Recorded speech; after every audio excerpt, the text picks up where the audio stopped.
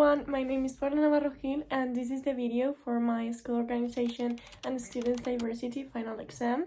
This exam is divided into two different parts, and the first part is divided into 3 blocks. Let's start with the first block. I am the principal of a public and bilingual school in the region of Murcia, and here are the conditions of the following ones. We have students from different ethnicities and religions, and we also have special education. One of the main values of our school is respect for everyone. For the development of this activity, first I had to put the prompt that you can see here in the AI. In my case, I chose ChatGPT. Here you can take a look at the process that I followed and also the answer that it has given me. The 5 measures that I chose out of these 10 are multilingual education programs, a very adequate measure for my center that consists of introducing language support programs for students who speak different native languages to help non-native Spanish speakers integrate more easily and support the language development of all students. This measure is supported by the Organic Law 2006 of Education and also the Royal Decree 126/2014 from the 28th of February. It affects students and also the relationship with the learning context. Family engagement programs. It is also an adequate measure and consists of creating initiatives to actively involve parents and families from diverse backgrounds in school activities and decision-making processes to strengthen the connection between home and school. This measure is supported by the Organic Law 8/1985 of Foreign Rights and Freedoms in Spain under social integration, and also the Organic Law 2006 of Education. It affects students and their families, and it also affects the relationship between the students and their environments beyond the classroom, the relationship between families, etc. Support services for special needs. It is an adequate measure that enhances support services for students with special needs and aims to ensure that students with disabilities receive the necessary support to thrive academically and socially. This measure is supported by the Organic Law 2006 of Education and Law 51/2003 of Equal Opportunities, No Discrimination, and Universal Accessibility of People with Disabilities. It affects the students with special needs and also the relationship with their peers and also their learning context. Flexible enrollment policies. It is a really adequate measure that reviews and adjusts enrollment policies to ensure they are inclusive and accessible to all families, regardless of their socioeconomic status or background. It is supported by the Organic Law 2006 of Education and Law 1/1996 of Legal Protection for Children. It affects the students and to their families.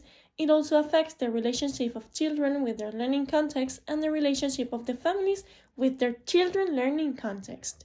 Community partnerships.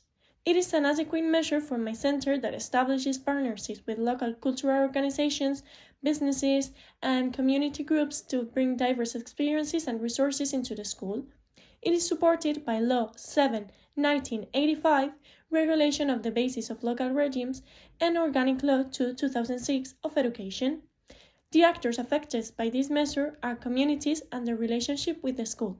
The part of educational diversity that is not being considered by the AI proposed solution are areas such as neurodiversity, gender identity, or even talented and gifted students.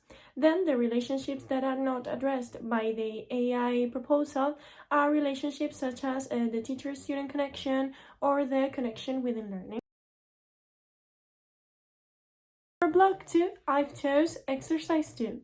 If I were the principal of a school, the 5 main points of my coexistent programs will be promoting interaction and understanding between diverse communities, because given the fact that it's based in encouraging the interaction between students with different backgrounds, it relates to the complexity of emerging knowledge through connections of my center. This way, the students learn from their differences.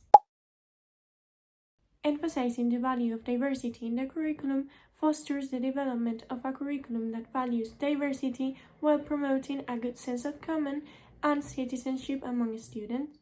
It relates to the diversity and redundancy complexity of my center.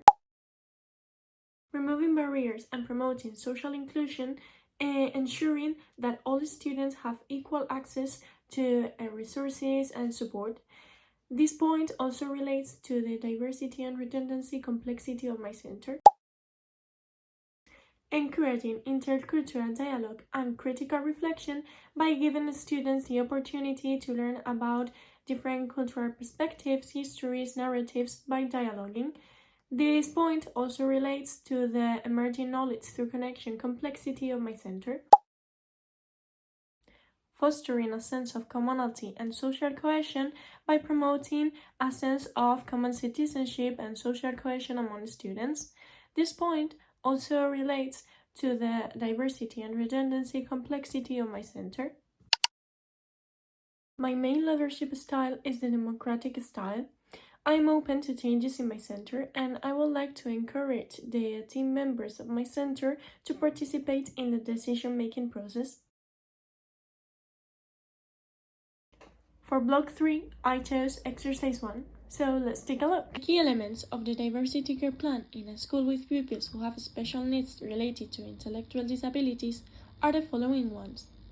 First, individualized education programs. Second, differentiated instruction. Third, assistive technology and resources. Fourth, collaborative teaching models. Fifth, inclusive classroom environment. Some teaching strategies could be assistive technology, tailoring the activity to meet diverse learning needs by varying the complexity and support provided. Collaborative teaching, involve special education teachers in planning and executing the activity. Positive reinforcement, provide frequent positive feedback and encouragement to build confidence and motivation. Inclusive environment, create a classroom environment that celebrates diversity and encourages all students to participate. Some resources that you can use are visual aids, such as instruction with pictures, adaptive tools, like for example, touch-sensitive devices, or even sensory materials such as textured objects. We finally reached part 2, that was the end of part 1, and now I'm going to answer to some questions that my professors have asked me. I think I deserve an 8 because I've had an evolution as a student during the course, and I also have gotten very involved in the development of the course. For me, the most crucial idea about a school organization that I have learned during this course is grouping. I didn't know that there were so many types of grouping. Like, at first I thought that you grouped all the students in a class and that was all, but now I know the importance of this topic. Well, for example, the idea of complexities. I didn't even know that complexities existed, and now I know that you can find them in so many different situations. In my opinion, the most crucial idea is the diversity care plan. Nowadays, I'm more aware of the importance of attending to diversity because I've realized just how important is an inclusive education to those children that have suffered any kind of discrimination, like students with disabilities or even students from other ethnicities. So I think that making a more inclusive classroom and attending to the diversity of these people is very important. During the preparation of this video, I've learned that everything is connected. Like, the topics of school organization and the topics of student diversity are all connected one another. So I don't know, I didn't realize that until now. That was the end of my exam, so thank you so much for your attention and for staying and watching the whole video. Bye!